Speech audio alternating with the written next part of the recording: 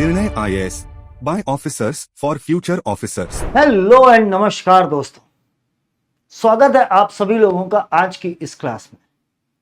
और आज की इस क्लास में मैं प्रदीप सिंह आपके लिए लेकर आया हूं वन शॉट में कक्षा 11 के लिए राजनीति विज्ञान की पुस्तक, जिसको पढ़ने के लिए अगर आप किसी भी सिविल सर्विसेज की तैयारी कर रहे हैं, चाहे वो स्टेट की हो चाहे वो सेंटर की हो, आपको सबसे ज्यादा रिकमेंड की जाती है इस बुक को पढ़ना, भारत का संविधान, सिद्धांत एवं व्यवहार।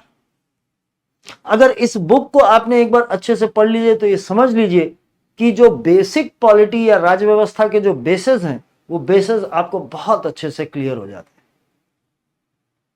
अक्सर छात्रों की बड़ी डिमांड होती है कि सर एनसीईआरटी को कैसे पढ़ें, कहां से पढ़ें, ये बता दीजिए, वो बता दीजिए। तो आज मैं आपके लिए लेकर आ गया हूं पूरी की पूरी किताब एक शॉट में। इसके 10 के 10 चैप्टर हम लोग खत्म करेंगे आज एक ही वीडियो में। और चिंता मत कीजिए, ये वीडियो कोई बहुत बड़ी नहीं होने वाली है, ये वीडियो होने वाली है थोड़ी छोटी, यानी 1 घंटे से भी कम समय में हम लोग पूरी किताब का एक बार ऊपर से नीचे तक खंगाल के निकल जाएंगे। तो इस इशू को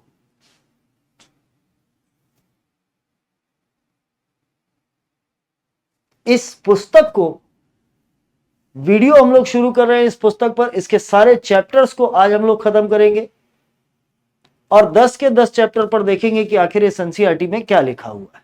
राइट, तो आइए बिना देर किए हुए स्टार्ट करते हैं अपनी पुस्तक का पहला चैप्टर। और ये पहला चैप्टर हम लोगों को कहता है कि भारतीय संविधान के बारे में बात करता है और कहता है कि संविधान, किसी भी देश को संविधान क्यों चाहिए होता है और कैसा संविधान चाहिए होता है, इस बारे में ये पहला चैप्टर हम लोगों से बात करता है। राइट, पूछता है कि हम लोगों को संविधान की आवश्यकता क्या है, क्यों हम लोगों को ये संविधान चाहिए होता है, किसी भी देश को ये संविधान की आवश्यकता क्यों होती है। अरे भाई, तो बहुत सिंपल सी बात है कि संविधान क्या करता है। संविधान को अगर हम देखें तो संविधान लोगों के बीच में एक विधान तो लाता ही है, कानून तो लाता ही है, साथ में तालमेल बिठाता है। किसमें नागरिकों के बीच में तालमेल बिठाता है, राज्य के साथ तालमेल बिठाता है नागरिकों का, और जो सरकार के विभिन्न अंग होते हैं, सरकार के अंगों के बीच में तालमेल बिठाता है। सरकार के अंग कौन से हैं? कार्यपालिका, विधायिका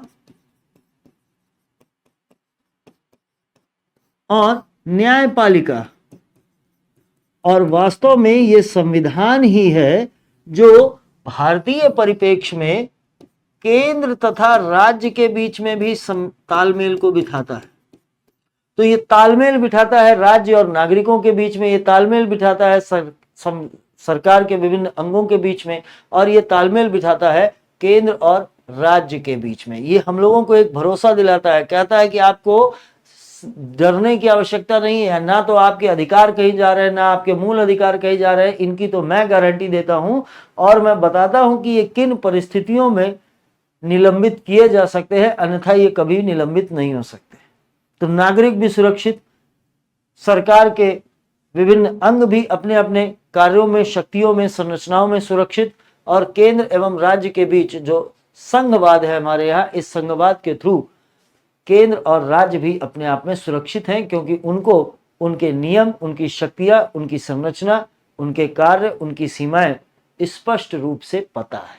राइट, दूसरी क्या खास बात होती है? दूसरी खास बात यह होती है कि ये जो संविधान होता है, ये निर्णय निर्माण, भाई निर्णय लेना है, बहुत सारी चीजों के बारे में निर्णय लेना है, निर्णय निर्माण की भी इसमें कुछ विशिष्टताएं होती हैं,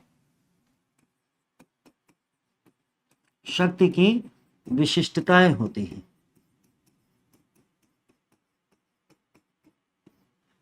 और ये निर्णय निर्माण शक्ति की जो विशिष्टताएं होती हैं, ये बताती हैं कि निर्णय, किसी भी विषय पर अगर निर्णय लिए जाने हैं तो किस प्रकार से लिए जाएंगे, कौन लिएगा, किसके पास ये शक्ति होगी। अगर केंद्र की शक्तियों के अधीन है तो केंद्र की कार्यपालिका लेगी, अगर राज्य की शक्तियों के अधीन है, यानी कि राज्य सूची के अधीन है, तो राज्य की कार्यपालिका शक्ति इस पर निर्णय लेगी। तो ये उस शक्ति का विभाजन करता है, बताता है कि किसको कैसे, किस तरीके से ये स्पष्ट शक्ति लेने के जो नियम है, प्रावधान है, उन प्रावधानों को स्पष्ट करता है। ये समाज को एक संदेश देता है कि आप किसी अराजक समाज में नहीं, अराजक राज्य में नहीं हैं, बल्कि आपके यहाँ पर निर्णय लेने के लिए एक विशिष्ट प्रकार की प्रणाली बनाई गई है, स्थापित की गई है। कार्यपालिका या व्यवस्थापिका अथवा विधायिका अथवा न्यायपालिका, इन सब के पास शक्तियां हैं, आपको डरने की आवश्यकता नहीं है। ठीक है। दूसरी बात देखिए कि ये जो संविधान होता है वो सीमित सरकार का कॉन्सेप्ट लेके आता है। सरकार की शक्तियों को असीमित होने से, मनमर्जी होने से रोकता है। मनमर्जी शासन नहीं चाहिए तो आपको क्या चाहिए? संविधान चाहिए। और संविधान ही वह व्यवस्था है जो सीमित सरकार के कॉन्सेप्ट को लेकर आता है, सरकार की मनमर्जी को खत्म करता है। कोई दिक्कत नहीं, कोई दिक्कत नहीं है, आगे बढ़ जाइए। इसी बारे में आप देखिए कि समाज की आकांक्षाओं और लक्ष्यों के बारे में भी किसी भी देश का संविधान उस देश के समाज की आकांक्षाओं और लक्ष्यों की पूर्ति करता है। जैसे हमारी आकांक्षाएं, हम सरकार से क्या क्या आकांक्षाएं रखते हैं, हम सरकार से क्या क्या अपेक्षाएं रखते हैं, इन सब चीजों को वहां से स्पष्ट होता है। हमारे संविधान में भी अगर देखा जाए तो डीपीएसपी का जो पोर्शन है, राज्य के नीति निर्देशक सिद्धांतों का जो पोर्शन है, वो इन्हीं बातों को क्या करता है? आगे करता है। ठीक है। तो इसमें हम लोगों को डरने की आवश्यकता नहीं है। हमारी सभी चीजें सुरक्षित हैं, हमारे सभी अधिकार सुरक्षित हैं। ठीक। और ये लोकतंत्र और संविधान का संबंध होता है। ये जो संविधान होता है, ये संविधान और क्या काम करता है? ये राष्ट्र की बुनियादी पहचान, क्योंकि जब भी कोई संविधान होता है तो वो बहुत सारी जोड़ी बटोरी चीजों का समुच्चय नहीं होता है, बल्कि क्या होता है? एक सुव्यवस्थित दस्तावेज है। और यह दस्तावेज किसी न किसी बहुत सारे आदर्शों पर या उसके बहुत सारी जो सिद्धांत हैं, उन सिद्धांतों पर टिका होता है। बिना सिद्धांतों के तो संविधान नहीं होता। संविधान का अपना एक दर्शन होता है, और संविधान का दर्शन, संविधान में फॉलो किए जाने वाले सिद्धांत ही हमारे राष्ट्र की पहचान बनते हैं। तो ये राष्ट्र की पहचान भी बनता है, राष्ट्र की पहचान भी बनता है। इसमें किसी को कोई दिक्कत नहीं है? दिक्कत। चलिए आगे देखिए। ये संविधान क्या होता है? संविधान का अपना एक स्थान होता है। संविधान सर्वोच्च है या नहीं है, इस बारे में डिसाइड करता है। और हम भारतीय परिप्रेक्ष्य में अगर देखें तो संवैधानिक, भारत में क्या है? संवैधानिक सर्वोच्चता है। क्या है भारत में? संवैधानिक,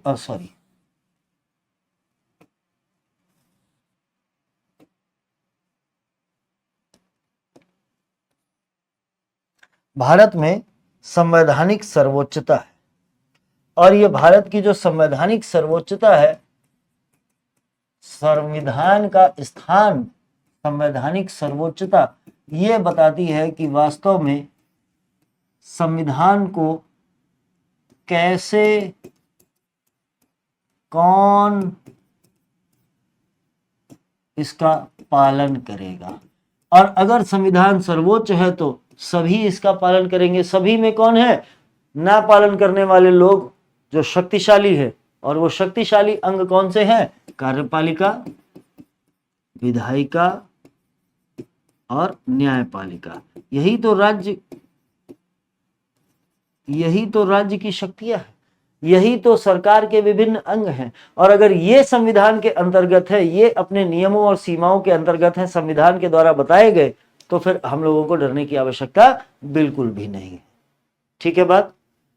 तो पहला चैप्टर हमें इन्हीं सब चीजों के बारे में बताता है, इन सब संतुलनों के बारे में बताता है, संविधान के स्थान के बारे में बताता है, और फिर बताता है कि हमारा संविधान कैसे बना। तो संविधान कैसे बना? संविधान को आप देखेंगे कि संविधान को बनाने के लिए एक कैबिनेट मिशन के अंतर्गत एक संविधान सभा की स्थापना हुई। वो संविधान सभा कैसी थी? संविधान सभा की स्थापना हुई 1946 में। और ये संविधान सभा कैसी थी? आंशिक रूप से निर्वाचित व आंशिक रूप से मनोनीत थी। इसमें दोनों प्रकार के सदस्य थे और पहली बार ऐसा हो रहा था कि ये वोटिंग के आधार पर बनाई गई कोई संस्था यहाँ पर बन रही थी, तो हम लोगों ने इसे वोटिंग के आधार पर बनाया, आंशिक रूप से निर्वाचित हुए और जो देशी राज्यों के लोग थे उन लोगों के यहाँ से मनोनीत लोग आए। ठीक, और इन लोगों ने कुल मिलाकर वैसे तो अधिक सदस्य थे, लेकिन भारत की अगर हम लोग केवल बात करें, भारत पाकिस्तान का बंटवारा होने के बाद भारत की जो संविधान सभा थी, उस भारत की संविधान सभा में कुछ लोग देशी रियासतों से आए और कुछ लोग ब्रिटिश प्रांतों से आए। जो ब्रिटिश प्रांतों से आए वो सभी लोग निर्वाचित थे और जो देशी रियासतों से आए हुए लोग थे वो लोग कैसे थे, वो लोग यहाँ पर मनोनीत किए गए। तो कुल मिलाकर 299 लोग यहाँ पर बैठे और इन 299 लोगों की संविधान सभा, बंटवारे के बाद 299 लोगों की संविधान सभा ने भारत के संविधान की रूपरेखा को तैयार किया। ठीक, अगले चैप्टर पर चलते हैं। अगला चैप्टर कहता है कि भारत का जो संविधान है, निर्माण हम लोगों ने देख लिया, संविधान की विशेषताएं हम लोग अभी देखते हैं। अगला चैप्टर अध्याय 2 हम लोगों से कहता है कि भारतीय संविधान में अधिकारों का क्या रोल है, किसके अधिकार है, कौन से अधिकार है। तो हम लोगों को पता है कि अगर हम लोग किसी भी देश के नागरिक हैं, किसी भी देश के नागरिक होने के कारण हम लोगों को कुछ अधिकार प्राप्त है। अगर हम नागरिक नहीं भी हैं तो भी अधिकार प्राप्त हैं। ये अधिकार क्यों आवश्यक हैं? क्योंकि ये अधिकार ही लोगों को, नागरिकों को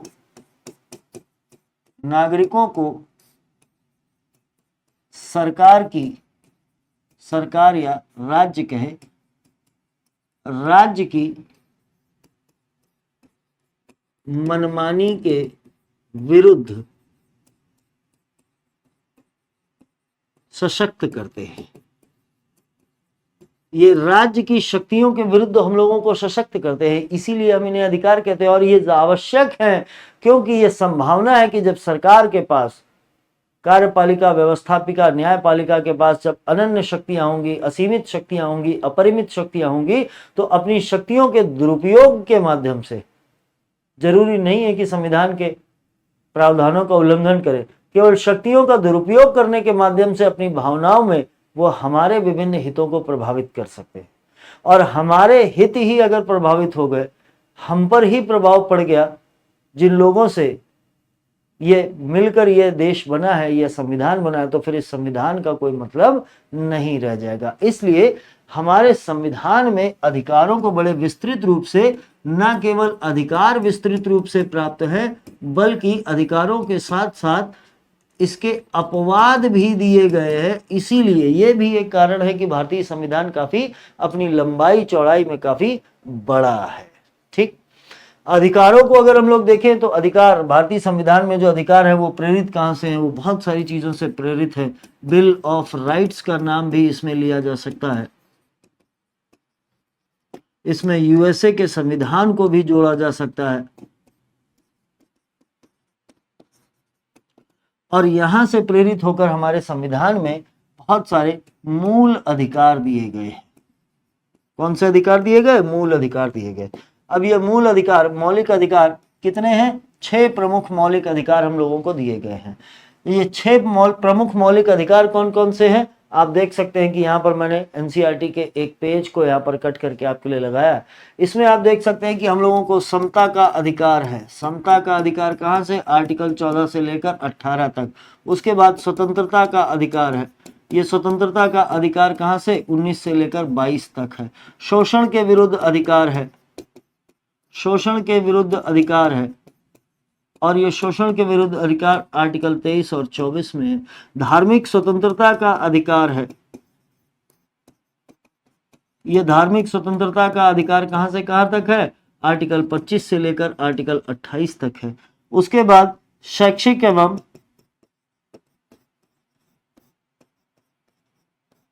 सांस्कृतिक अधिकार दिए गए हैं कुछ,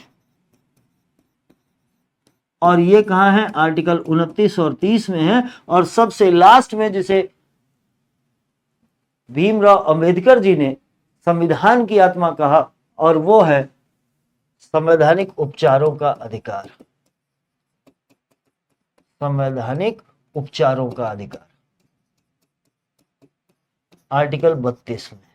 तो इस प्रकार से हमारे यहाँ पर 6 मूल अधिकार हम लोगों को दिए गए। वास्तव में ये 5 तो मूल अधिकार है, बाकी जो 6वां मूल अधिकार है वो 6वां मूल अधिकार हम लोगों को दिया गया है। इन अधिकारों को प्राप्त करने का भी अधिकार एक मूल अधिकार है। ये आप देख सकते हैं कि इन अधिकारों को प्राप्त करने के, इन 5 अधिकारों को प्राप्त करना भी एक मूल अधिकार है। इसलिए कुल मिलाकर हमारे पास 6 मूल अधिकार है। ये 6 मूल अधिकार सभी नागरिकों को उपलब्ध है, और इनमें से अधिकांश मूल अधिकार नकारात्मक प्रकृति के हैं, यानी कि वे राज्य की शक्तियों के विरुद्ध प्राप्त हैं, राज्य के विरुद्ध प्राप्त हैं, राज्य को कुछ करने से मना करते हैं, इसलिए हम इन्हें कहते हैं कि ये कैसे है, नकारात्मक प्रवृत्ति के हैं, राइट। और ये 6 मूल अधिकार हमारे जीवन के विभिन्न पक्षों को कवर करते हैं, और इन मूल अधिकारों की अनुपस्थिति में किसी भी व्यक्ति का सर्वांगीण, समुचित और संतुलित विकास होना संभव नहीं दिखाई देता है। इसलिए हम इन अधिकारों को मूल अधिकार कहते हैं, राइट। इसलिए हम इन अधिकारों को मूल अधिकार कहते हैं। इनमें अगर आप देखेंगे कि आर्टिकल 14 क्या देता है, 15 क्या देता है, तो हम लोग देख सकते हैं कि आर्टिकल 14 से लेकर 18 तक जो अधिकार है, इनमें कानून के समक्ष क्षमता, विधियों का समान संरक्षण दिया हुआ है। कानून के समक्ष समता कहती है कि विधियों के समक्ष अगर किसी व्यक्ति ने कोई अपराध किया तो विधियों के समक्ष वे सभी समान रूप से दंडित किए जाएंगे, उनके लिए दंड की समान व्यवस्था है। 2 ही इसके केवल अपवाद है, एक राष्ट्रपति और एक राज्यपाल। इनके अलावा सभी व्यक्तियों को, इन दोनों को पद पर रहते हुए नहीं कर सकते, बाकी सबके लिए कर सकते हैं। विधियों का समान संरक्षण हमारे यहाँ एक पॉजिटिव डिस्क्रिमिनेशन, एक सकारात्मक विभेद की भावना को लाता है, और कहता है कि जिन लोगों को अधिक आवश्यकता है विधियों के द्वारा संरक्षण दिए जाने की, जैसे महिलाएं, बच्चे, SC, ST, OBC, इन लोगों को अगर विशेष संरक्षण की आवश्यकता है तो इनको एक अपवाद मानते हुए इनके लिए विधियों के समान संरक्षण के तहत एक इनके साथ सकारात्मक विभेद किया जा सकता है, इनके लिए कुछ विशेष व्यवस्थाएं की जा सकती हैं, ठीक। इसी प्रकार आर्टिकल 15 हमको कहता है कि धर्म, मूल, वंश, जाति, जन्म स्थान अथवा लिंग के आधार पर राज्य किसी के साथ कोई भेदभाव नहीं करेगा। सभी सार्वजनिक स्थान सभी के लिए खुले रहेंगे। जो सार्वजनिक नौकरियां हैं, पद हैं, सेवा के लिए पद है, सेवाओं के लिए, उनमें इन लोगों के लिए भी आरक्षण होगा। उनमें किसी के साथ कोई भेदभाव विभिन्न आधारों पर नहीं किया जाएगा। आर्टिकल 17 हमसे कहता है कि अस्पृश्यता का अंत किया जाएगा। 18 उपाधियों के अंत के बारे में बात करता है।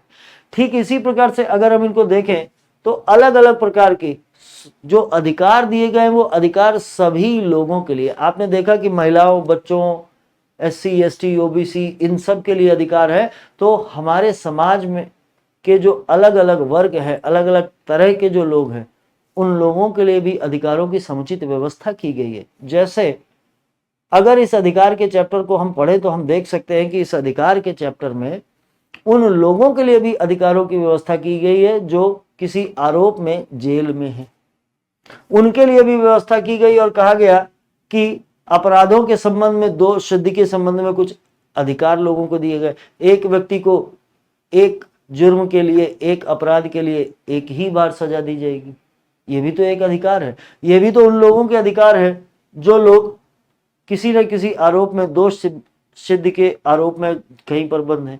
लोगों को जीवन की रक्षा एवं दैहिक स्वतंत्रता का अधिकार दिया गया, जिसका बहुत बड़ा एम्बिट बना, एम्ब्रेला बना है। इसने अपने अंदर न केवल विदेश जाने, सोने, खाने, पीने, आने जाने, आराम करने, चुप रहने, नींद लेने और निजता का अधिकार, पुट्टा स्वामी केस में निजता के अधिकार को भी इसमें शामिल कर दिया। इस प्रकार जीवन जीने का अधिकार अपनी व्यापकता में हमारे पास है। और हम लोगों ने मेनका गांधी केस के बाद से इसको और अधिक व्यापक बना दिया। मेनका गांधी केस 1978 से पहले यह अधिकार केवल सीमित दायरे में था, केवल कार्यपालिका से हमें संरक्षण देता था, लेकिन 1978 के मेनका गांधी केस वाद के निर्णय के पश्चात यह अधिकार अब हमें विधायिका के मनमानेपन से भी संरक्षण देता है और कहता है कि जिस भी विधि से लोगों के इस प्राण एवं दैहिक स्वतंत्रता का हनन किया जा रहा है वह विधि भी कैसी होनी चाहिए, न्यायपूर्ण होनी चाहिए। राइट। इसी प्रकार आप देखेंगे कि शोषण के विरुद्ध अधिकार है, जो महिलाओं, बच्चों, पुरुष, महिलाओं, इनके संबंध में बात करता है।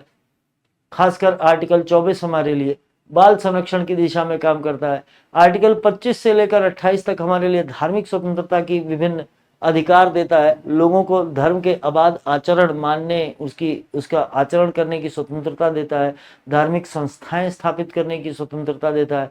उन धार्मिक संस्थाओं को बनाने के लिए नियम बनाने की स्वतंत्रता देता है, हालांकि वे सभी नियम विधि के विरुद्ध नहीं होने चाहिए। राइट।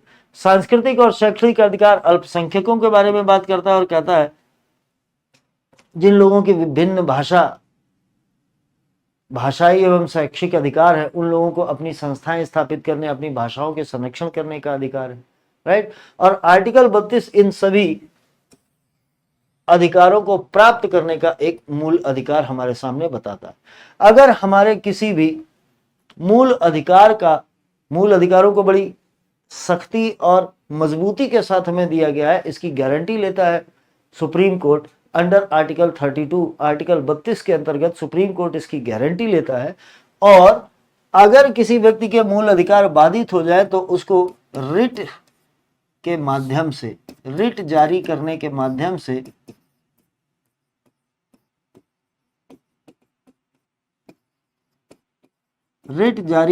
माध्यम से संरक्षण मिलता है। क्या क्या रिट जारी हो सकती है? बंदी प्रत्यक्षीकरण यहां पर जारी हो सकती है, देख सकते हैं आप। परमादेश जारी हो सकता है, सुप्रीम कोर्ट आदेश दे सकता है। निषेध का आदेश दिया जा सकता है। अधिकार परीक्षा, अगर किसी व्यक्ति ने गैर कानूनी तरीके से किसी पद को धारण किया है तो सुप्रीम कोर्ट उनसे पूछ सकता है कि आपने किस अधिकार के तहत इस पद को धारण किया है, उसको वो हटा सकता है।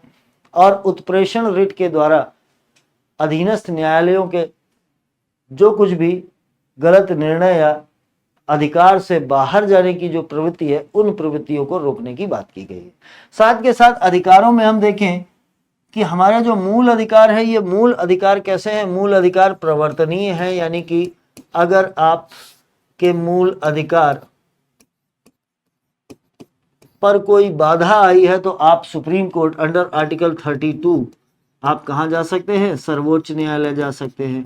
और अगर सर्वोच्च न्यायालय ना जाना चाहे तो अंडर आर्टिकल 226 आप उच्च न्यायालय जा सकते हैं। तो आपको ये 5 प्रकार की राहत प्रदान की जाएगी। लेकिन कुछ अधिकार हमारे संविधान में ऐसे हैं जो अप्रवर्तनीय है, यानी कि न्यायालय में आप उनकी डिमांड नहीं कर सकते। उन सभी सामाजिक अधिकारों को, आर्थिक अधिकारों को किसमें रखा गया? राज्य के नीति निर्देशक तत्वों के तहत रखा गया है। इनका उद्देश्य ये है कि ये बता पाए कि राज्य अपनी शक्तियों का प्रयोग किन उद्देश्यों की प्राप्ति के लिए करेगा। तो राज्य के लिए जो उद्देश्य है वही जनता के लिए कल्याण है। यही साबित करते हैं कि भारत एक क्या है? कल्याणकारी राज्य है। भारत एक कल्याणकारी राज्य है। इसकी स्थापना यही करते हैं। कहां से कहां तक? भाग 4 में आर्टिकल 36 से लेकर 51 तक। राइट। और ये बताते हैं कि भारत की जो कार्यपालिका, विधायिका, इन सब की जो नीतियां हैं, राज्य का जो स्वरूप है, राज्य की जो प्रकृति है, वह कल्याणकारी होगी। ये न केवल सामाजिक बल्कि आर्थिक न्याय उपलब्ध कराने का भी प्रयास करते हैं। इसी संबंध में अगर हम आगे चले तो हम देखेंगे कि भाग 4A जो नया जोड़ा गया 42वें संविधान संशोधन के माध्यम से, इसमें अनुच्छेद 51A में जो कि नया जोड़ा गया, इसमें आरंभिक तौर पर 42वें संविधान संशोधन के माध्यम से 10 मूल कर्तव्यों को जोड़ा गया था। इन मूल कर्तव्यों को माना जाता है कि यूएसएसआर के संविधान से इनको प्रेरित किया गया और सरदार स्वर्ण सिंह समिति के आधार पर इनको लगाया गया। लगाने के पीछे औचित्य क्या है? लगाने के पीछे औचित्य यह है कि अगर नागरिकों के पास मूल अधिकार हैं तो नागरिकों के कुछ मौलिक कर्तव्य भी होने चाहिए। हालांकि ये सभी कर्तव्य कैसे हैं? अप्रवर्तनीय हैं। ये अप्रवर्तनीय है, यानी कि अगर आप इनका पालन नहीं करते तो आपको न्यायालय में प्रश्नगत नहीं किया जाएगा। लेकिन याद रखिएगा कि इनमें से अधिकांश मूल अधिकार, अधिकांश मौलिक कर्तव्य अन्य विभिन्न कानूनों के अंतर्गत, जैसे राष्ट्रीय ध्वज का, अगर कोई इसमें लिखा हुआ राष्ट्रीय ध्वज का आप सम्मान करें, राष्ट्रीय पहचान का के जो प्रतीक हैं उनका सम्मान करें। अगर आप ऐसा नहीं करते हैं तो अन्य विभिन्न कानूनों के अंतर्गत आपको दंड का भागीदार होना पड़ेगा। तो जितने भी आवश्यक मौलिक कर्तव्य है वो किसी न किसी अन्य कानून के अंतर्गत उन लोगों को हमारे लिए बाध्यकारी तो बनाया गया है। इसलिए हम ये नहीं कह सकते कि मौलिक कर्तव्य अप्रवर्तनीय है, इन्हें फॉलो करो या ना फॉलो करो, इससे कोई फर्क नहीं पड़ता। नहीं जी, बिल्कुल पड़ता है, 100% पड़ता है। राइट, आगे देखिए। इन मौलिक कर्तव्यों में हम लोगों ने देखा कि इसको 42वें संविधान संशोधन के द्वारा इसको जोड़ा गया, 10 कर्तव्य लिखे गए। लेकिन 86वें संविधान संशोधन के द्वारा 86वें संविधान संशोधन के द्वारा इसमें एक 11वां कर्तव्य भी जोड़ा गया, और वो उन लोगों के लिए जोड़ा गया जिनके बालक या पाल्य है। उनके लिए कहा गया कि आप लोगों को अपने बच्चों को स्कूल भेजने की व्यवस्था की जानी चाहिए। ठीक, आगे देखिए। आगे हमारा संविधान का अध्याय 3 क्या कहता है? अध्याय 3 बात करता है चुनाव और प्रतिनिधित्व के बारे में, और बड़ी महत्वपूर्ण बात करता है। कहता है कि भारत में चुनाव होंगे। किसके चुनाव होंगे? सभी के चुनाव होंगे भाई। लोकसभा के चुनाव भी होंगे और विधानसभा के चुनाव भी होंगे। और ये चुनाव कराएगा कौन? इन चुनावों को कराने के लिए एक निर्वाचन आयोग की स्थापना की गई। लोकसभा और विधानसभा के चुनाव अलग प्रणाली पर होते हैं, जबकि राज्यसभा और विधान परिषद के चुनाव अलग प्रकार से होते हैं। लोकसभा और विधानसभा के चुनाव क्षेत्रीय प्रतिनिधित्व के आधार पर होते हैं, टेरिटोरियल कॉन्स्टिट्यूएंट रिप्रेजेंटेशन के आधार पर होते हैं, क्षेत्रीय प्रतिनिधित्व के आधार पर होते हैं। यानी कि ये क्या बोलता है? क्षेत्रीय प्रतिनिधित्व बोलता है कि एक पर्टिकुलर व्यक्ति, चाहे वो लोकसभा का सदस्य हो, चाहे वो विधानसभा का सदस्य हो, किसी निश्चित भूक्षेत्र के रहने वाले निवासियों के सभी निवासियों का प्रतिनिधित्व करता है। यही है क्षेत्रीय प्रतिनिधित्व। इसके लिए कॉन्स्टिट्यूएंसीज या संसदीय क्षेत्र या विधानसभा क्षेत्रों का निर्माण किया जाता है। विधानसभा क्षेत्रों का निर्माण किया जाता है, निर्धारण किया जाता है, और इनमें समय समय पर इनकी सीमाओं में जनसंख्या के आधार पर परिवर्तन होता है। और वो परिवर्तन कौन करता है? परिसीमन आयोग करता है। परिसीमन आयोग क्या होता है? परिसीमन आयोग चुनाव आयोग के साथ में काम करता है, सरकार से स्वतंत्र होता है और संसद द्वारा बनाया हुआ होता है। राइट, यहां पर जो चुनाव में जो प्रणाली इस्तेमाल की जाती है, वो प्रणाली इस्तेमाल की जाती है फर्स्ट पास्ट द पोस्ट की। फर्स्ट पास्ट द पोस्ट की प्रणाली को इस्तेमाल किया जाता है, और बताया जाता है कि जो जितने अधिक मत जीतेगा, जो सर्वाधिक मत हासिल करता है, वो सर्वाधिक मत हासिल करने वाला व्यक्ति ही विजेता घोषित किया जाता है। सर्वाधिक मतों को हासिल करने वाला व्यक्ति ही विजेता घोषित किया जाता है। तो फर्स्ट पास द पोस्ट प्रणाली थोड़ी आसान होती है। प्रत्येक मत का एक मूल्य होता है। चाहे मैं वोट डालूं तो मेरे वोट का भी वही मूल्य है, चाहे इस भारत के राष्ट्रपति अगर अपना वोट डालेंगे तो उनके वोट मत का मूल्य भी एक ही काउंट किया जाता है। किसी के साथ कोई भेदभाव नहीं है। यही तो सच्चा लोकतंत्र है, यही तो सच्चे हमारे इस लोकतंत्र की खूबसूरती है, जो कि हमारे संविधान के माध्यम से हम लोगों को दिखाई देती है। ठीक, इसके आगे अगर हम लोग बात करें कि और ये हम लोगों को क्या क्या चीजें प्रोवाइड कराता है, तो आप देखिए कि भारत में जो चुनाव है, उन चुनावों को निष्पक्ष रूप से इंश्योर करने के लिए, इन चुनावों को व्यवस्था करने के लिए, इन चुनावों के लिए सुधार करने की व्यवस्था, ये सब जिम्मेदारियां किसके पास हैं? इस निर्वाचन आयोग के पास हम लोगों ने दे रखी हैं, इन्हीं का काम है। ये चुनाव हमारे लिए आवश्यक क्यों? इन चुनावों का निष्पक्ष होना क्यों आवश्यक है? वो इसलिए आवश्यक है क्योंकि अगर भारत जैसी विशाल जनसंख्या में, जहां पर अनेकता में एकता है, लोगों की अलग अलग बोलियां हैं, भाषाएं हैं, विचारधाराएं हैं, राजनीतिक विचार हैं, लोगों की अपनी अलग अलग प्राथमिकताएं हैं, लोगों की अपनी अलग अलग मांगे हैं, अगर इन सभी कारकों को ध्यान में ना रखा जाए तो ऐसा कभी भी हो सकता है कि भारत के इस शीर्ष पर, सरकार के पद पर कुछ ऐसे लोग काबिज हो जाए, कुछ ऐसे लोग इस सत्ता को ले ले जो वास्तव में लोगों के सभी वर्गों के भले के बारे में या कल्याण के बारे में ना सोचते हो।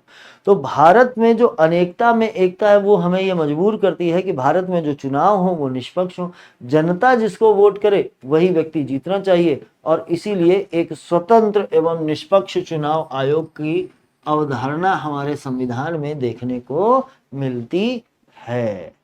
राइट, आगे देखिए कि हम लोगों के पास ये जो फर्स्ट पास द पोस्ट है, इस फर्स्ट पास्ट द पोस्ट के इस सिस्टम में, यानी कि जो सर्वाधिक मत प्राप्त करता है वो व्यक्ति जीतता है, ये प्रणाली केवल लोकसभा और विधानसभा में फॉलो की जाती है, जबकि राज्यसभा और विधान परिषद के चुनावों में समानुपातिक प्रतिनिधित्व की प्रणाली होती है। यानी कि वहां जब चुनाव होता है, समानुपातिक प्रतिनिधित्व में जब चुनाव होता है तो उसमें मतों का एक निश्चित कोटा प्राप्त करना आवश्यक होता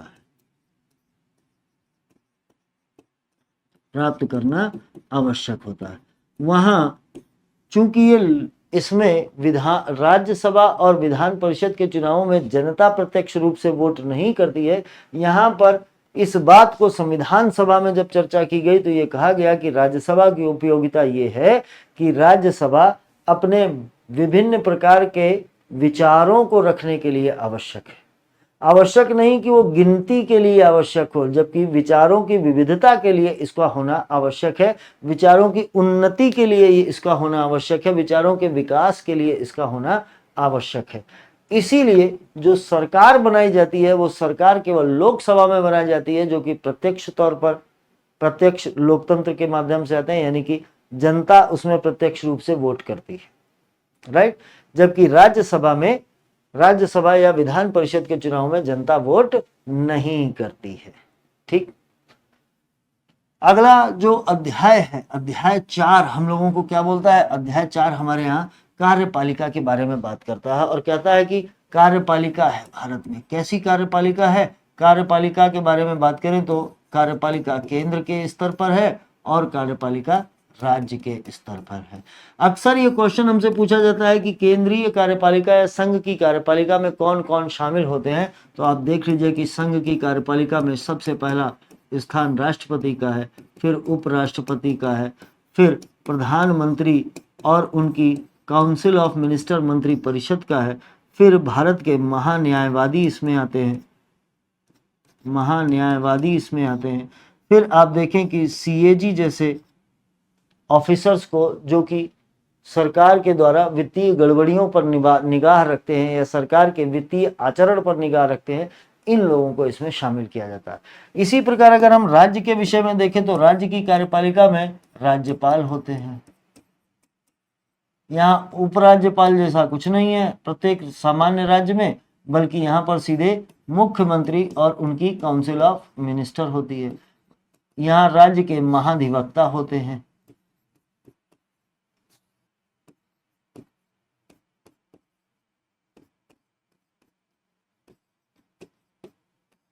ठीक, इन लोगों से मिलकर हमारी ये बनती है कार्यपालिका।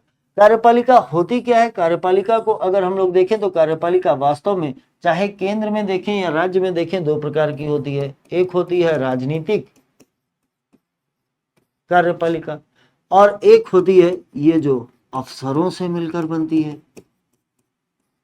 और ये कैसी होती है? स्थायी होती है। राजनीतिक कार्यपालिका किस आधार पर आती है? चुनाव के आधार पर आती है, और इसलिए ये अस्थायी होती है। अस्थायी होती है। जो आईएएस ऑफिसर बनने का सपना आप देखते हैं, वो तो आप स्थायी कार्यपालिका में जाकर जुड़ेंगे। आप नीतियों के निर्माण में, उनके क्रियान्वयन में सहयोग करेंगे। सरकार जो सोचती है, सरकार यानी कि इसको हम लोग राजनीतिक कार्यपालिका को अक्सर आम बोलचाल की भाषा में हम लोग सरकार कहते हैं। इस राजनीतिक कार्यपालिका की जो नीतियां हैं, जो सोच है, जो विचार है, उसके अनुसार आपको नीतियां बनानी होती हैं। आपको उन नीतियों का क्रियान्वयन, उन विधियों का क्रियान्वयन करना होता है। ठीक, ये कहाँ बनती है? ये बनती है उसी सदन में, इसका निर्माण होता है जहां पर प्रत्यक्ष जनता वोट करती है, यानी कि लोकसभा या विधानसभा। वहां पर इसका निर्माण होता है। कैसे इसका निर्माण होता है? इसका निर्माण होता है चुनाव के पश्चात बहुमत के आधार पर। कुल सदस्य संख्या के आधे से अधिक बहुमत अगर चुनाव के पश्चात किसी एक पार्टी या किसी पार्टी के गठजोड़ को आधे से अधिक सीटें, बहुमत मतलब आधे से अधिक सीटें प्राप्त होती हैं, तो राष्ट्रपति उन्हें सरकार बनाने का न्योता देते हैं, या राज्यों में राज्यपाल उन्हें सरकार बनाने का न्योता देते हैं। और वही व्यक्ति वास्तविक शक्तियां, वास्तविक निर्णय उसी के होते हैं। अब वास्तविक शक्तियां इसीलिए कहा जाता है कि या तो पीएम के पास होती हैं या तो राज्यों में सीएम के पास होती है, क्योंकि ये इन्हीं की निर्णयों और नीतियों के अनुसार आगे अब से सभी कार्य किए जाएंगे। राइट। प्रधानमंत्री को अगर हम लोग इसमें देखें, इस प्रणाली में अगर हम लोग प्रधानमंत्री को देखें, तो प्रधानमंत्री किस प्रणाली में आते हैं? कैबिनेट प्रणाली में आते हैं, यानी कि प्रधानमंत्री प्लस उनकी काउंसिल ऑफ मिनिस्टर्स होती है। ठीक, मंत्री परिषद होती है। इस मंत्री परिषद में जो व्यक्ति बहुमत दल का, पहले तो ये देखिए कि लोकसभा, मान लीजिए कि हम केवल केंद्र के बारे में, लोकसभा में चुनाव के बाद जिसके पास बहुमत है उसकी सरकार बनेगी। अब लेकिन किसको बुलाया जाए सरकार करने के लिए? तो बहुमत दल का जो नेता होता है उसको बुलाया जाता है कि आप आइए और प्रधानमंत्री का पद ग्रहण कीजिए। तो राष्ट्रपति, भारत में राष्ट्रपति प्रधानमंत्री को नियुक्त करते हैं। यहीं से आपसे क्वेश्चन पूछा जाता है अक्सर कि भारत का जो प्रधानमंत्री होता है वो नियुक्त होता है, निर्वाचित होता है, मनोनीत होता है, या क्या होता है? तो आप सीधे सीधे, हम लोगों के मन में एक बड़ा भ्रम होता है, तो हम लोग वहां लगाते हैं कि भारत का प्रधानमंत्री निर्वाचित होता है, लेकिन वास्तव में आर्टिकल 74(1) ये बताता है, आर्टिकल 75(1) ये बताता है कि भारत का जो प्रधानमंत्री होता है वो कैसा होता है? नियुक्त होता है। चाहे भारत के प्रधानमंत्री के बारे में बात करें या भारत के किसी राज्य के मुख्यमंत्री या सीएम के बारे में बात करें, तो आप देखेंगे कि वो कैसा होता है? राज्यपाल उनको भी नियुक्त करते हैं। तो राष्ट्रपति प्रधानमंत्री को और राज्यपाल मुख्यमंत्री को नियुक्त करते हैं। तो मुख्यमंत्री और प्रधानमंत्री दोनों ही कैसे होते हैं? नियुक्त होते हैं। ठीक है बात? चलिए, राज्यपाल, यस, राज्य के बारे में भी मैंने आपको संरचना बताई। राज्य कार्यपालिका की संरचना भी ठीक वैसी ही होती है, बस इसमें ध्यान देने वाली बात यह है कि मुख्यमंत्री और उनकी जो मंत्री परिषद है,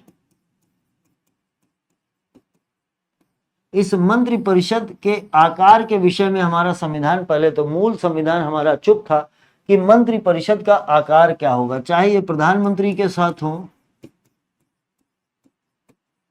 चाहे ये मुख्यमंत्री और उनकी मंत्री परिषद हो, दोनों का आकार पहले मूल संविधान में कहीं पर भी इसको परिभाषित नहीं किया गया था, इसको सीमित नहीं किया गया था। लेकिन बाद में राजनीतिक गतिविधियों में इन पदों के बंटवारे, बंदरबाट और सरकारों के बढ़ते हुए आकार को देखते हुए 52वें संविधान संशोधन के माध्यम से संविधान में एक 10वीं अनुसूची को जोड़ा गया।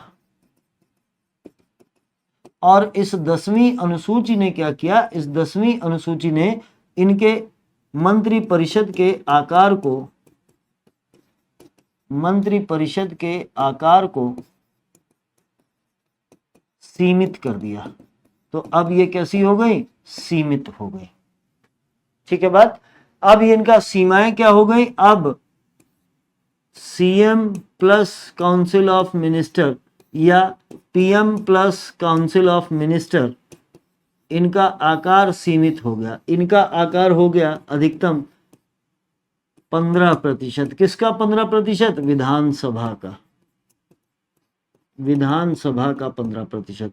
और पीएम और काउंसिल ऑफ मिनिस्टर कहां हो गए? ये लोकसभा का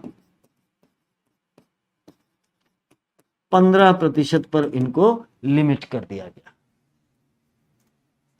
डन है बात बच्चों?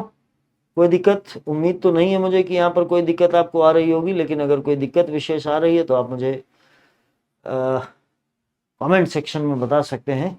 हालांकि तो कोई दिक्कत यहाँ पर आने की संभावना ना होनी चाहिए। ठीक है, आगे देखिए। भारत में जो संसदीय सरकार है, किस प्रकार की सरकार है? संसदीय सरकार है, संसदीय लोकतंत्र है। और ये संसदीय लोकतंत्र क्या करता है? इसकी कुछ विशेषताएं आपसे अक्सर पूछी जाती हैं, तो आप बताइएगा कि जब जहां कहीं पर भी ये संसदीय लोकतंत्र होता है वहां पर कार्यपालिका विधायिका के प्रति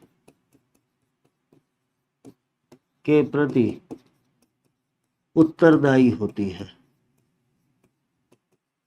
अगर लिखा हुआ ना समझ में आए तो आप बोला हुआ समझ लीजिए कि कार्यपालिका विधायिका के प्रति उत्तरदायी होती है। यानी कि कार्यपालिका का गठन विधायिका के सदस्यों से ही होता है।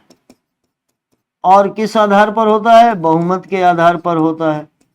विधायिका के सदस्यों से ही होता है और बहुमत के आधार पर होता है। जब तक कार्यपालिका को विधायिका में बहुमत हासिल है वो अपने पद पर रहेगी।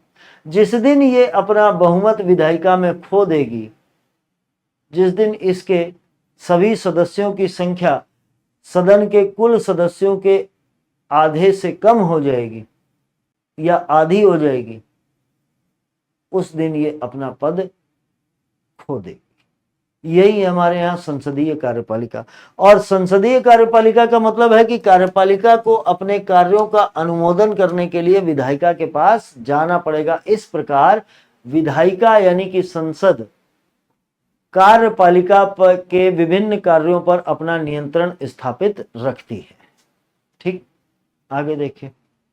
कार्यपालिका में हम लोग अभी बात कर रहे थे कि एक स्थायी कार्यपालिका होती है।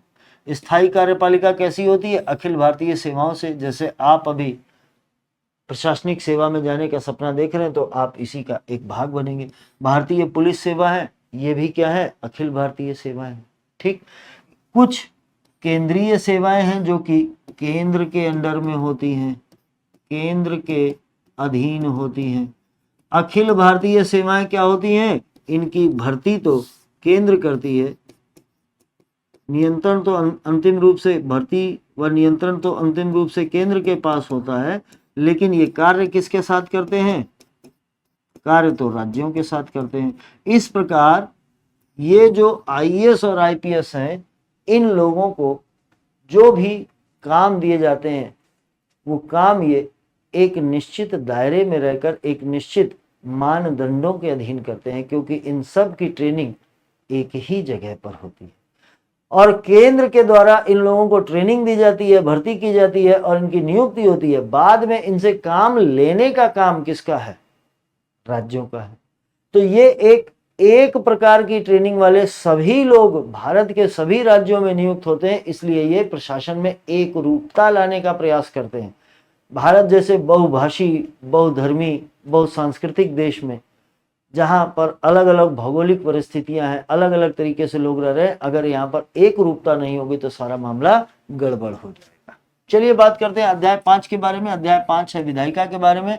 विधायिका यानी कि लोकसभा और राज्यसभा के बारे में बात करते हैं। भारत की विधायिका को क्या कहते हैं? अगर केंद्र के बारे में बात करें तो संसद कहते हैं, राज्यों के बारे में बात करें तो इसे राज्य विधान मंडल कहते हैं।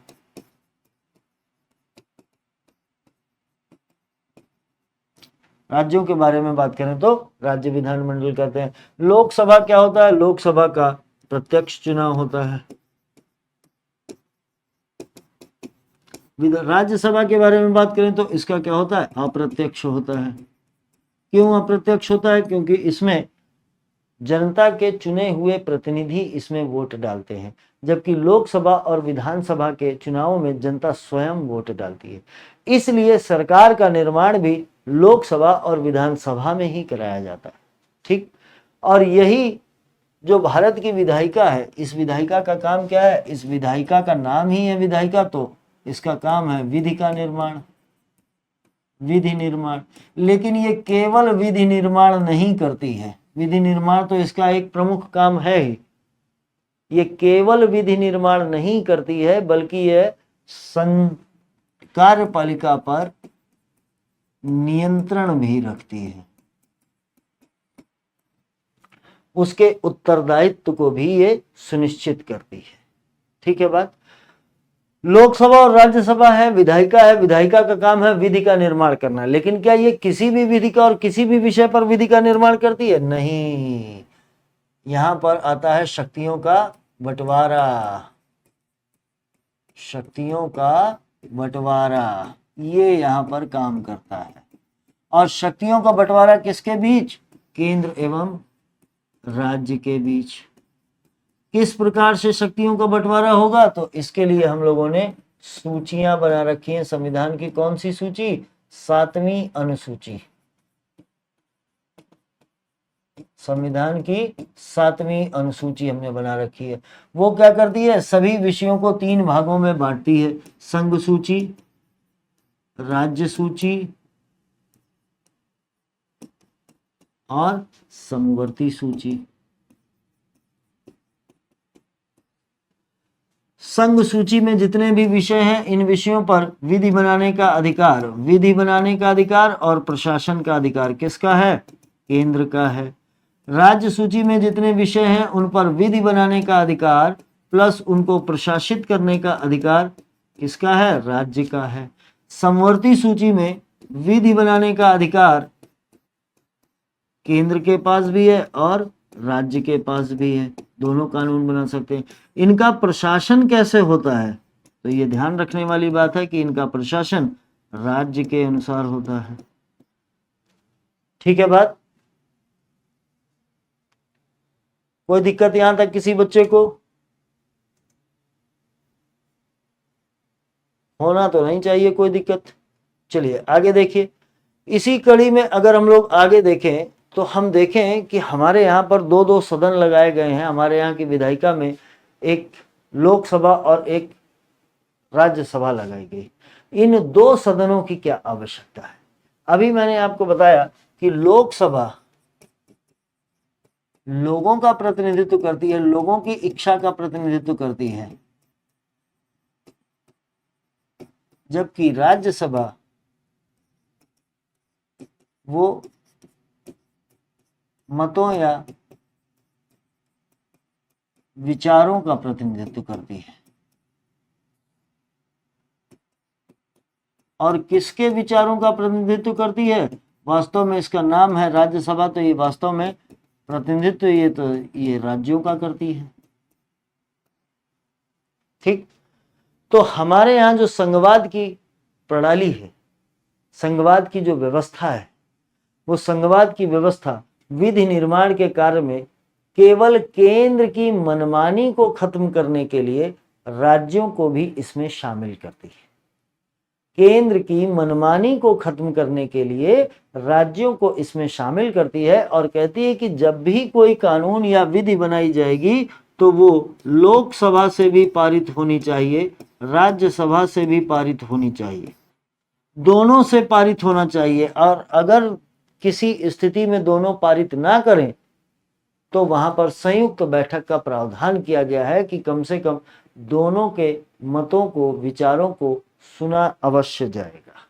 ठीक, राज्य विधानमंडल में अगर हम लोग बात करें तो राज्य विधानमंडल में आप देख सकते हैं कि राज्य विधानमंडल के 2 सदन होते हैं। विधानसभा भी है यहाँ और विधान परिषद भी है। विधान परिषद भी है। ठीक, विधानसभा तो सभी राज्यों में है, लेकिन विधान परिषद केवल 6 राज्यों में है।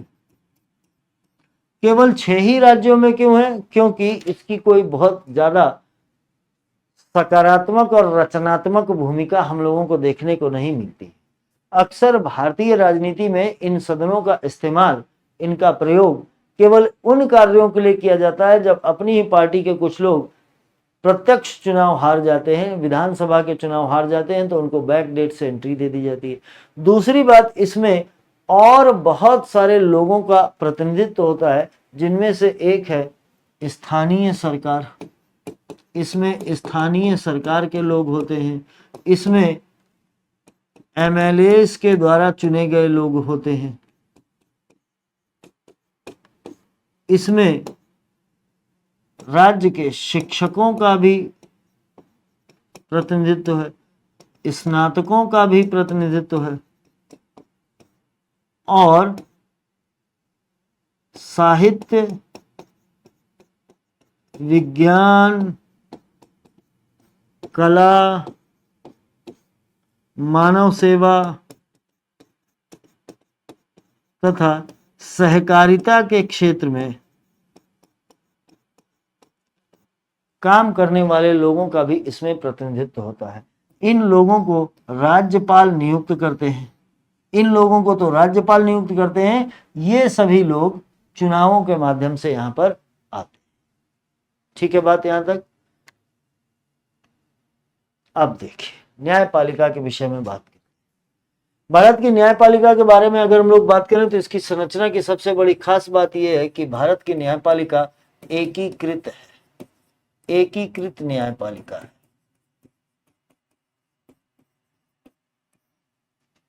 एकीकृत क्यों है? क्योंकि समान विधियों या कानूनों के आधार पर है, यानी कि केंद्र के कानून अलग नहीं है, राज्य के कानून अलग नहीं है। दूसरी बात कि यहां पर एक पूरा सिस्टम है कि सबसे टॉप पर, सबसे उच्च शिखर पर सर्वोच्च न्यायालय स्थापित है, उसके नीचे उच्च न्यायालय है और उनके नीचे अधीनस्थ न्यायालय है। अगर आप अधीनस्थ न्यायालय के किसी फैसले से असंतुष्ट हैं तो आप उच्च न्यायालय में अपील कर सकते हैं, अगर उनके भी फैसले से असंतुष्ट हैं तो आप सर्वोच्च न्यायालय में अपील कर सकते हैं। इस प्रकार ये जो सर्वोच्च न्यायालय है, यही सर्वोच्च न्यायालय इस न्याय के प्रशासन को देखता है, उच्च न्यायालय में न्यायाधीशों की नियुक्ति का प्रतिवेदन करता है, उच्च न्यायालय के कार्य कामकाजों पर और उनके निर्णयों पर नजर रखता है और इंश्योर करता है, ये सुनिश्चित करता है कि सभी लोगों को बिना किसी रुकावट या बाधा या पक्षपात के समुचित प्रकार से न्याय दिया जा रहा। और ये सारा सिस्टम, पूरा का पूरा सिस्टम ये कैसा है? ये पूरी की पूरी न्यायपालिका स्वतंत्र है। किससे स्वतंत्र है? हम अक्सर पढ़ते हैं कि स्वतंत्र न्यायपालिका, किससे स्वतंत्र है? तो ये स्वतंत्र है अपने समकक्ष, अपने बराबर के जो शक्तिशाली अन्य विभिन्न अंग हैं, जो कार्यपालिका और विधायिका है, इनके नियंत्रण से मुक्त है। जब तक ये न्यायाधीश, ये न्यायपालिका किसी के अंतर्गत, किसी के अधीन काम करते रहेंगे, तब तक इनके स्वतंत्र एवं निष्पक्ष तरीके से न्याय करने की जो शक्ति है, वो शक्ति पे बाधा आती रहेगी। तो इसलिए ये आवश्यक है कि ये स्वतंत्र भी रहें, निष्पक्ष भी। इनकी निष्पक्षता के लिए इनका निडर एवं स्वतंत्र होना आवश्यक है। और निडर एवं स्वतंत्र ये तभी रहेंगे जब ये किसी के नियंत्रण में ना हो। इसलिए भारतीय न्यायपालिका क्या है? स्वतंत्र है। और चूंकि ये अपने एक पूरे सिस्टम में काम करती है, सर्वोच्च न्यायालय, उच्च न्यायालय और अधीनस्थ न्यायालय, इस प्रकार यह एकीकृत भी है। ये सभी एक दूसरे से जुड़े हुए हैं और समान कानूनों के अनुसार ये बंधे हुए हैं। ठीक है बात यहां तक? अगर सर्वोच्च न्यायालय के विभिन्न क्षेत्राधिकारों, सर्वोच्च न्यायालय सबसे बड़ा न्यायालय है, अगर इसके विभिन्न क्षेत्राधिकारों के बारे में हम लोग बात करें तो हमारी एनसीईआरटी हमें ये बताती है कि जो सर्वोच्च न्यायालय है उसका पहला काम, उसका मूल क्षेत्राधिकार क्या है कि केंद्र व राज्य अथवा राज्य व राज्य के बीच यदि कोई विवाद है तो उन विवादों का समाधान करें। यह शक्ति केवल, यह क्षेत्राधिकार केवल और केवल ये केवल सर्वोच्च न्यायालय को ही यह शक्ति दी जा सकती है या ये क्षेत्राधिकार दिया जा सकता है। दूसरा अगर हम लोग देखें तो अपीलीय है। अपीलीय मैंने अभी आपको बताया कि अगर आप हाईकोर्ट के फैसले से संतुष्ट नहीं हैं, उच्च न्यायालय के फैसले से संतुष्ट नहीं है, तो आप सर्वोच्च न्यायालय में जाकर अपील कर सकते हैं। तीसरा जो आजकल बहुत चर्चा में है और अभी आपने देखा होगा कि सुप्रीम कोर्ट का एक सलाहकारी क्षेत्राधिकार है अंडर आर्टिकल 143 और इसमें दो प्रकार की चीजें हैं। राष्ट्रपति सुप्रीम कोर्ट से सलाह मांग सकते हैं दो प्रकार के विषयों पर, और वो दो प्रकार में पहला विषय है कि राष्ट्रपति को जब कभी किसी संविधान पूर्व की विधि यानी कि 26 जनवरी 1950 से पहले का कोई कानून है, अगर उसके विषय में कोई इनसे राय मांगी जाए तो सुप्रीम कोर्ट से राष्ट्रपति राय मांग सकते हैं। ऐसे विषयों में यह सुप्रीम कोर्ट के लिए बाध्यकारी है कि वह राष्ट्रपति को अपनी राय से अवगत कराए। राष्ट्रपति इस राय को मानने के लिए बाध्य नहीं है क्योंकि यह केवल सलाह है। दूसरी बात कि राष्ट्रपति किसी लोक महत्व या राष्ट्रीय महत्व के मुद्दे पर भी सुप्रीम कोर्ट से सलाह मांग सकते हैं, उनसे उनका ओपिनियन मांग सकते हैं। ऐसे मामले में सुप्रीम कोर्ट बाध्य नहीं है कि वह अपनी राय राष्ट्रपति महोदय को प्रस्तुत करे, और अगर प्रस्तुत करता है तो उस राय को मानने के लिए राष्ट्रपति बाध्य नहीं है। यानी दोनों ही स्थितियों में राष्ट्रपति किसी भी प्रकार से बाध्य नहीं है, जबकि संविधान पूर्व विधियों के संबंध में मांगी गई सलाह को देने के लिए सुप्रीम कोर्ट तो बाध्य है, लेकिन लोक महत्व के मुद्दे पर राय देने के लिए, सलाह देने के लिए सुप्रीम कोर्ट भी बाध्य नहीं है। ठीक। और अनुच्छेद 32 के अंतर्गत रिट क्षेत्राधिकार भी है, यानी कि मूल अधिकारों के संरक्षण के विषय में, मूल अधिकारों के संरक्षण के विषय में आर्टिकल 32 के अंतर्गत सुप्रीम कोर्ट केवल मूल अधिकारों को संरक्षण करता है, जबकि अनुच्छेद 226 के अंतर्गत जो हाई कोर्ट होता है वो दो प्रकार के अधिकारों को संरक्षण देता है। एक तो हमारे मूल अधिकार प्लस दूसरे हमारे अन्य विधिक अधिकार। इस प्रकार हम ये देख सकते हैं कि रिट अधिकारिता के मामले में, अधिकारों के संरक्षण के मामले में सुप्रीम कोर्ट से ज्यादा पावर, सुप्रीम कोर्ट से अधिक शक्तियां हाई कोर्ट के पास है। तो हाई कोर्ट हमारे अधिक अधिकारों का संरक्षण करता है बनिस्बत सुप्रीम कोर्ट के। ठीक। उच्च न्यायालय, यस उच्च न्यायालय, वर्तमान में हमारे पास 25 उच्च न्यायालय है। वैसे तो मूल संविधान में लिखा हुआ था कि प्रत्येक राज्य में एक होगा, प्रत्येक राज्य में एक हाई कोर्ट होगा, ऐसा मूल संविधान में लिखा था।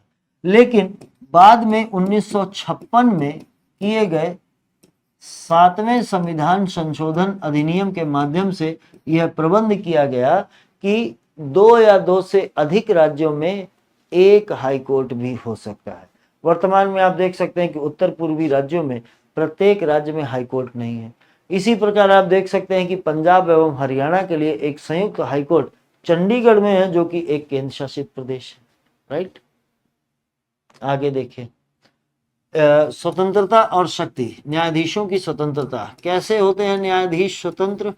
न्यायाधीश स्वतंत्र इस बात से होते हैं, और इनकी शक्तियां तो काफी हैं, लेकिन स्वतंत्र इस बात से है कि इन्हें कार्यपालिका इनको पद से मुक्त नहीं कर सकती। राष्ट्रपति भी आदेश देकर इनको पद से मुक्त नहीं कर सकते। इनके वेतन एवं भत्ते कम नहीं होंगे। कम नहीं किए जा सकते, रोके नहीं जा सकते, इन पर संसद में कोई चर्चा नहीं की जा सकती है।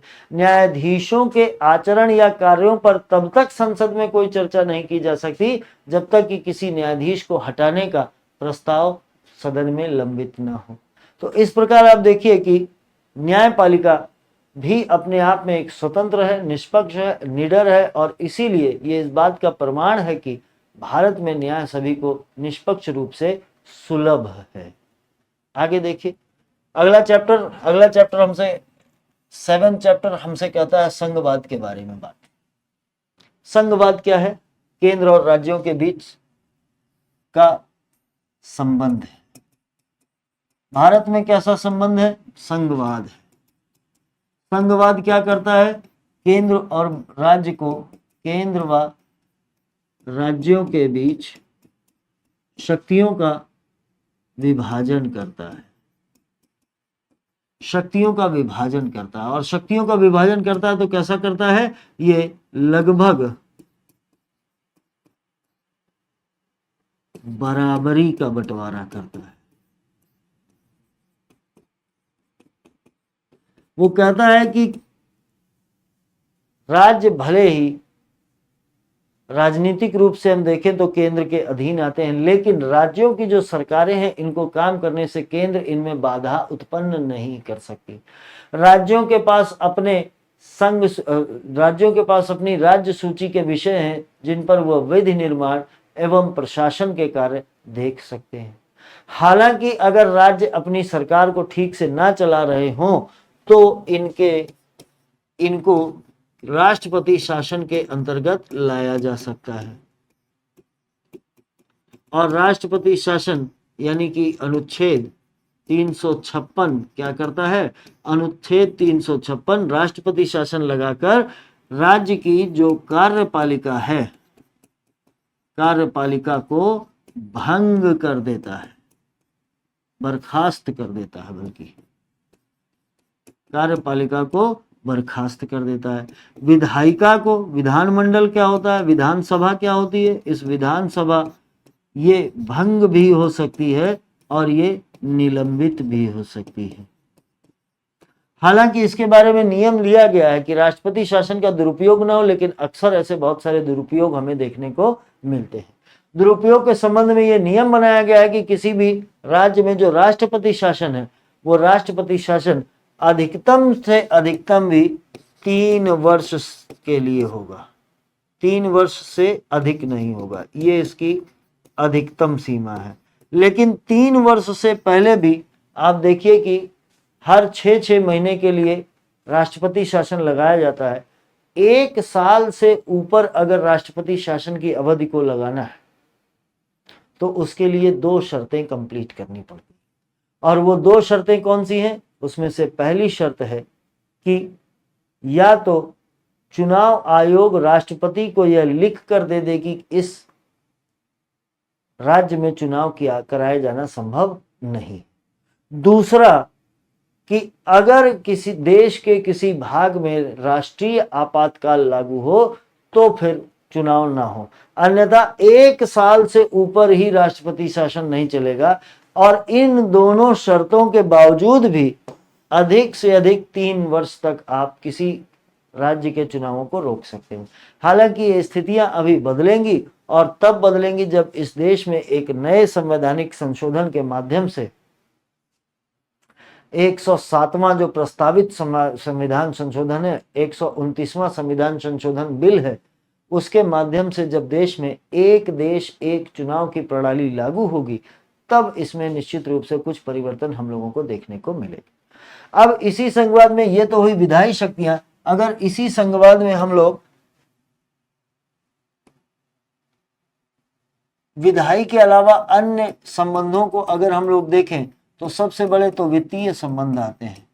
वित्तीय संबंध के बारे में भी अगर हम लोग देखेंगे तो विभिन्न प्रकार के कर हैं, इन करों को आरोपित कोई और करता है, संग्रह कोई और करता है, और इनको खर्च कोई और करता है। तो ये अलग अलग स्थितियों के माध्यम से आप देखेंगे कि अधिक बहुत सारे ऐसे कर हैं जिनको आरोपित करता है केंद्र, लगाता है केंद्र, उनको कलेक्ट करता है केंद्र और उनको केंद्र एवं राज्य के बीच बांट दिया जाता है।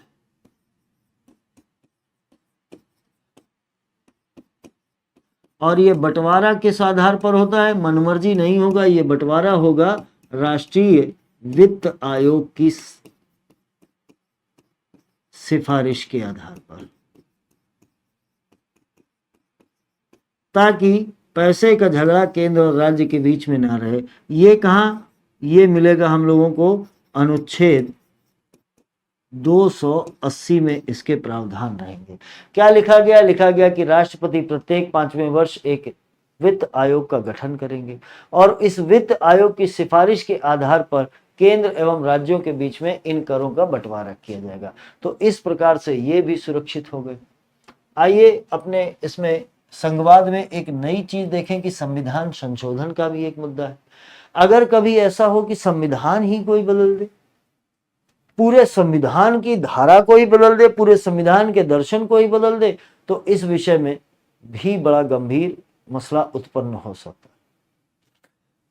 अगर प्रक्रिया को हम लोग देखें तो संविधान के अनुच्छेद 368 में संविधान संशोधन की प्रक्रिया एवं शक्ति बताई गई है।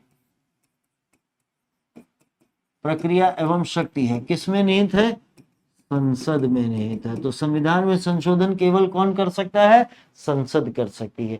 ऐसा कोई भी विधेयक जो संविधान में संशोधन के लिए लाया जा रहा है, उस विधेयक को संविधान के दोनों सदनों से अलग अलग पारित होना आवश्यक है। अलग अलग पारित होना आवश्यक है। ठीक है। और संविधान संशोधन की प्रक्रिया को अगर हम देखें तो ये विधेयक आएगा। विधेयक कहाँ आ सकता है? विधेयक किसी भी सदन में आ सकता है, किसी भी सदन में आ सकता है ये विधेयक। ये विधेयक अलग अलग पारित होगा, दोनों सदनों से अलग अलग पारित होगा। और जब पारित होगा तो इसमें दो प्रकार के बहुमत की आवश्यकता है। एक है साधारण बहुमत की आवश्यकता, जिसमें से कुछ प्रावधानों में परिवर्तन किया जा सकता है। एक है विशेष बहुमत की आवश्यकता। विशेष बहुमत को प्राप्त करना हमेशा कठिन होगा, क्योंकि इसमें दो शर्तें होती हैं। एक ये कि प्रेजेंट एंड वोटिंग का 2/3 होने चाहिए, और दूसरा है कि कुल सदस्य संख्या का आधा होना चाहिए, कम से कम आधा। इसमें तो हम लोगों को राज्यों की कोई भूमिका दिखाई नहीं दी, क्योंकि ये काम तो लोकसभा और राज्यसभा ने मिलकर कर लिया। ठीक। जब ये यहां से पारित हो जाता है तो ये भेजा जाता है राष्ट्रपति के पास, और राष्ट्रपति के लिए ये आवश्यक है कि राष्ट्रपति इस पर अपनी अनुमति देंगे ही देंगे। अनुमति देना इनके लिए आवश्यक है। ठीक है। यहां ध्यान रखने वाली बात यह है कि संविधान संशोधन विधेयक के लिए राष्ट्रपति की पूर्व अनुमति नहीं चाहिए। पूर्व अनुमति नहीं चाहिए। ठीक है।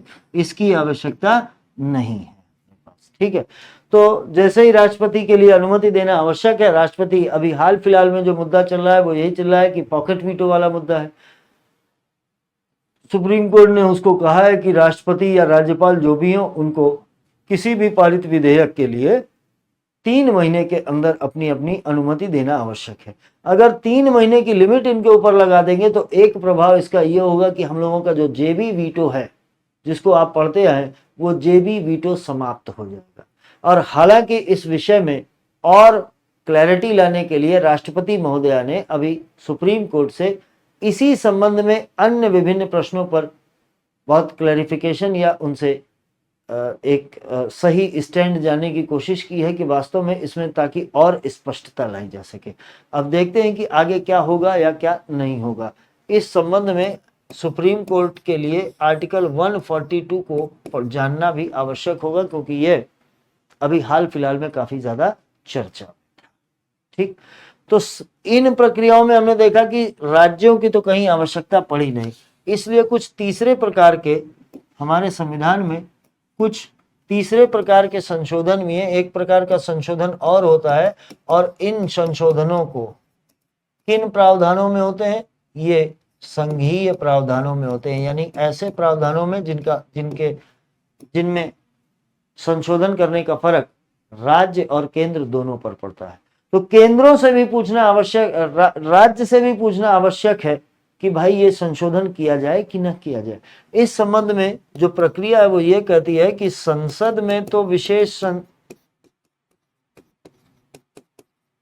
बहुमत से काम चल जाएगा, लेकिन ऐसे प्रावधानों में परिवर्तन करने के लिए राज्यों से भी अनुमति ली जानी चाहिए। और कितने राज्यों से? कम से कम आधे राज्य, आधे से अधिक मत लिख देना, कम से कम आधे राज्यों से ये अनुमति मांगी जाती है। और राज्य अपनी ये अनुमति किस आधार पर देते हैं? राज्यों में अनुमति के लिए हमेशा साधारण बहुमत का इस्तेमाल होता है।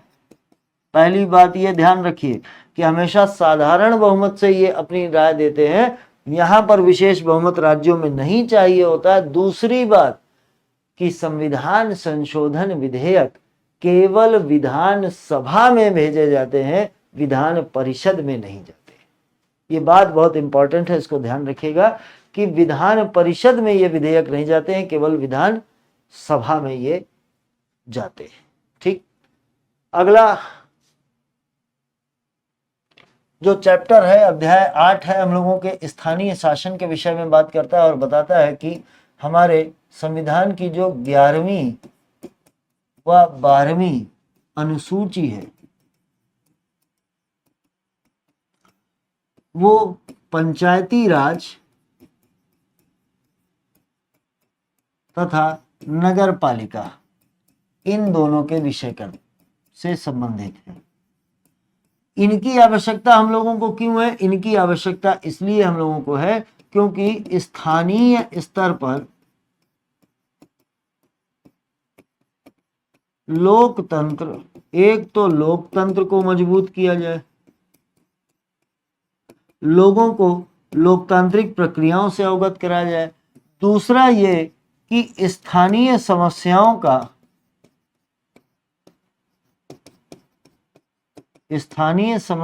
का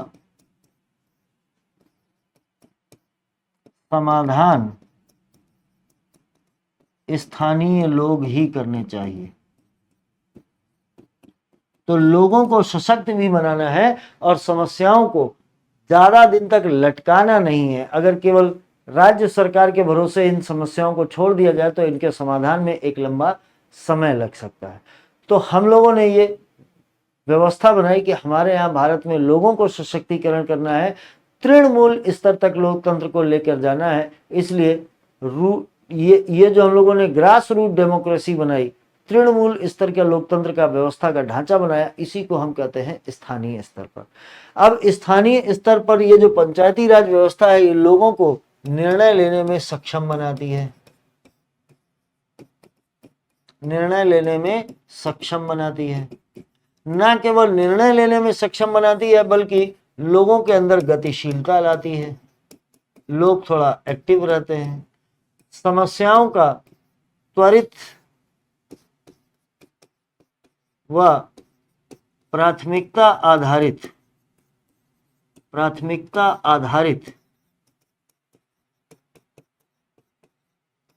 समाधान देती है। ठीक है बात। तो इन सभी कारणों से हम लोगों ने भारत में, हमारा संविधान ने इनको जोड़ा। कैसे जोड़ा? 73वें व 74वें संविधान संशोधन के माध्यम से 1992 में एक नई प्रथा को हम लोगों ने शामिल किया और अपनी सरकारों में त्रिस्तरीय सरकारों का कॉन्सेप्ट लागू किया, केंद्र सरकार, राज्य सरकार और स्थानीय सरकार। नेक्स्ट बात देखिए कि इन सब के माध्यम से हम लाना क्या चाहते हैं? भ्रष्टाचार और सुशासन लाना चाहते हैं। अन्य विभिन्न संविधानेतर संस्थाओं की हम लोगों ने स्थापना की, नैतिक प्रशासन को लाने की हम लोगों ने कोशिश की, संविधान को हम लोगों ने अलग अलग बार कई बार हम लोगों ने इसका रिव्यू किया, देखा कि क्या वर्तमान की आवश्यकताओं को पूरा करने के लिए हमारा संविधान सक्षम है या नहीं है। आरटीआई और लोकपाल जैसे नवाचारों के माध्यम से हम लोगों ने शासन में शुचिता, शासन में पारदर्शिता, भ्रष्टाचार में कमी और सुशासन में बढ़ोतरी करने का प्रयास किया। ठीक, हमारा जो संविधान है, इस संविधान के सम्मुख विभिन्न चुनौतियां जैसे लोकतंत्र, इस लोकतंत्र में हम लोग देखे थे भारत में विभिन्न धर्म, विभिन्न जातियां, विभिन्न भाषाएं, विभिन्न संस्कृतियां पुष्पित पल्लवित होती हैं। तो इन सब का किस प्रकार से समामेलन किया जाए, कैसे भारत में विविधता में एकता की भावना को मजबूत किया जाए, इसके लिए हमारे संविधान ने अनेक प्रकार के प्रबंध किए, उपबंध किए हैं। ठीक, अब देखिए हम लोग संविधान के 9वें अध्याय में संविधान एक जीवंत दस्तावेज के रूप में वर्णित किया गया है। जीवंत दस्तावेज, जीवंत यानी कि यह लोगों के साथ जीता है, लोगों के साथ जीता है। कैसे लोगों के साथ जीता है? तो संशोधन के माध्यम से लोगों के साथ जीता है, संशोधन के माध्यम से लोगों के साथ जीता है। समयानुसार संशोधन किए जाते हैं, समयानुसार संशोधन किए जाते हैं। इन संशोधनों के माध्यम से किसी भी समय के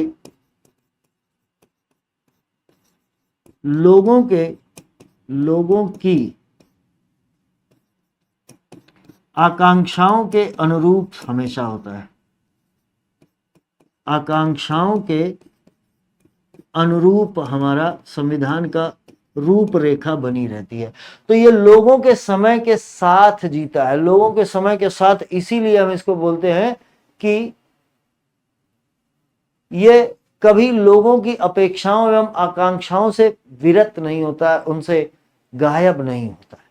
ये हमेशा लोगों की आकांक्षाओं के साथ बना रहता है। जैसे भी लोगों के समय अनुसार लोगों में अगर कुछ आवश्यक लगता है कि इस सुधार या संशोधन को किया जाए तो ये सुधार, इसीलिए संविधान क्या है? जीवंत दस्तावेज कहलाता है। जीवंत दस्तावेज कहलाने का यही पर्पस है कि किसी भी समय के लोगों की अपेक्षाओं, आकांक्षाओं एवं उनकी आवश्यकताओं के अनुरूप स्वयं को यह ढाल लेता है। हालांकि स्वयं बदल नहीं जाता है, बदलती तो केवल इसको विधायिका ही है, संसद ही है। ठीक है, आइए अपने चैप्टर के, अपने इस एनसीईआरटी के इस लास्ट चैप्टर की तरफ चलते हैं। और लास्ट चैप्टर हमसे कहता है कि संविधान का राजनीतिक दर्शन। क्या आपको लगता है कि संविधान केवल कानूनों का समुच्चय है और ये कानून किसी भी दर्शन पर, किसी नीति पर, किसी सिद्धांतों पर टिका हुआ नहीं है? नहीं, ऐसा नहीं हो सकता। हमारे संविधान में भी तमाम तरीके के आदर्श, विभिन्न आदर्शों को इसमें अपनाया गया, लोगों को सशक्त बनाने की नीतियों को अपनाया गया। लोगों को लोकतंत्र है तो इस लोकतंत्र को जीवंत एवं इस लोकतंत्र को कार्य रूप में बदलने के लिए सार्वभौमिक मताधिकार को लाया गया। सार्वभौमिक मताधिकार है, लोगों को सशक्त किया गया। इसके अलावा भारत में सरकारों की मनमर्जी को खत्म करने के लिए एक संसदीय स्वरूप लाया गया, संसदीय सरकार का स्वरूप लाया गया, जिसमें कार्यपालिका अपनी मनमर्जी शासन न करके बल्कि विधायिका के प्रति उत्तरदायी होती है। न केवल इन चीजों को लाया गया, नागरिकों को सशक्त एवं समावेशी बनाने के लिए हमारे संविधान ने सेकुलरिज्म यानी कि धर्मनिरपेक्षता की नीति को अपनाया, धर्मनिरपेक्षता को अपनाया। राइट, इन सब चीजों के कारण से भारत में, इसके अलावा भी देखिए कि भारत को एक कल्याणकारी राज्य बनाया गया है। किसके माध्यम से कल्याणकारी राज्य बनाया गया? डीपीएसपी, केवल डीपीएसपी नहीं बल्कि डीपीएसपी जैसे अन्य विभिन्न प्रावधानों के माध्यम से राज्य को कल्याणकारी राज्य में बनाया गया। यहाँ के नागरिकों को एक स्वतंत्र परिस्थितियां उपलब्ध कराने के लिए, जिसमें कि वो लोग एक स्वतंत्र रूप से अपने व्यक्तित्व का विकास कर सकते हैं, इसके लिए मूल अधिकारों को लाया गया। और इन न केवल मूल अधिकारों को दिया गया, बल्कि इन मूल अधिकारों को प्राप्त करने को भी एक मूल अधिकार बनाया गया। तो नागरिकों को भी यहाँ सशक्त नागरिकों को अवधारणा को यहाँ पर स्थापित किया। तो आप देख सकते हैं कि हमारा जो ये संविधान है, इसके जो राजनीतिक दर्शन है, इसकी जो विशेषताएं हैं, ये लोकतंत्र की मजबूती के प्रति समर्पित संविधान है। और इसी लोकतंत्र की मजबूती के कारण, इस संविधान की विभिन्न विशेषताओं के कारण, इस समावेशी विशेषताओं के कारण, यही हमारे संविधान की सफलता का एक छोटा सा एग्जाम्पल यही है कि जिस समय भारत स्वतंत्र हुआ उस समय विश्व के अनेक देश स्वतंत्र हुए। और अनेक देशों की स्वतंत्रता में हम देख सकते हैं कि बाद में आकर बहुत सारे जो देश हैं वो अन्य छोटे टुकड़ों में टूट गए। बात चाहे यूगोस्लाविया की हो, बात चाहे यूएसएसआर के विघटन की हो, बात चाहे चेकोस्लोवाकिया के टुकड़े होने की हो, बात चाहे पाकिस्तान के 2 टुकड़े होने की हो। लेकिन भारत एकमात्र एक ऐसा देश है जो विभिन्न विभिन्नताओं को, विभिन्न भाषाई विभिन्नताओं को, धार्मिक विभिन्नताओं को, सांस्कृतिक विभिन्नताओं को, जातिगत विभिन्नताओं को, भौगोलिक विभिन्नताओं को, इन सब को समेटे हुए आज भी पिछले 80 वर्षों से मजबूती के साथ खड़ा हुआ है। भारत की एकता एवं अखंडता को अक्षुण्ण किए हुए है और भारत के सभी नागरिकों को एक सुरक्षा की भावना प्रदान करता है, ताकि ये सुरक्षित नागरिक, सशक्त नागरिक इस देश के निर्माण में योगदान दे सके। आज की इस एनसीईआरटी की क्लास में बात केवल यहीं तक है। इनके अलग अलग चैप्टर्स को हम थोड़ा और डीप में जाएंगे, क्योंकि ये तो बहुत छोटा और कॉम्पैक्ट था, स्पीड तेज थी। इनको अगर हम और अभी अपने अलग अलग लेक्चर्स में, अलग अलग वीडियोस में इनको अभी हम और थोड़ा सा बड़ा करेंगे, इनका विस्तार से अध्ययन करेंगे, इनसे आए हुए पूछे गए प्रीवियस ईयर क्वेश्चंस को भी देखेंगे। बने रहिए आप इस व्याख्यान माला के साथ, इस लेक्चर सीरीज के साथ। और इसी प्रकार से अगर और भी बहुत सारी चीजें, अगर और भी बहुत सारे टॉपिक्स पर आप क्लैरिटी लेना चाहते हैं, चीजों को देखना चाहते हैं, कोई स्पेसिफिक पॉइंट पर, किसी स्पेसिफिक टॉपिक पर आप और क्लैरिटी लेना चाहते हैं, तो कमेंट सेक्शन में जरूर हम लोगों को बताइए कि वास्तव में आपको और किन चीजों पर क्लैरिटी की, स्पष्टता की आवश्यकता है, ताकि आपके लिए और भी विभिन्न वीडियोस को बनाया जा सके। नमस्कार, आज की क्लास बस यहीं तक।